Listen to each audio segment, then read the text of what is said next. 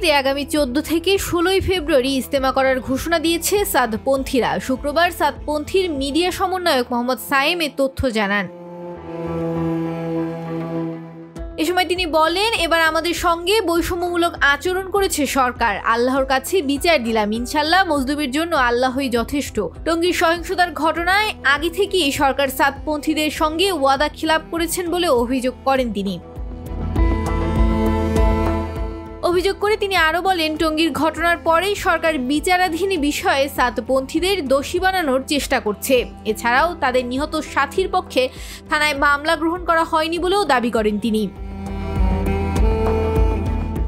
এছাড়াও তিনি বলেন, হেফাজতকে 2 পর্বের ইজতেমার অনুমতি দেয় এবং তাদের সঙ্গে বৈঠক করে ফয়সালা করে সরকার। আর আমাদের 14 তারিখ ইজতেমা করতে সরকার চাপ দেয়। মেহনতকে সামনে রেখে আমাদের বড়রা শুক্রবার ফয়সালা করেন যে ইনশাল্লাহ আমরা 14, 15, 16 ফেব্রুয়ারি ইজতেমার টঙ্গী ময়দানেই করব।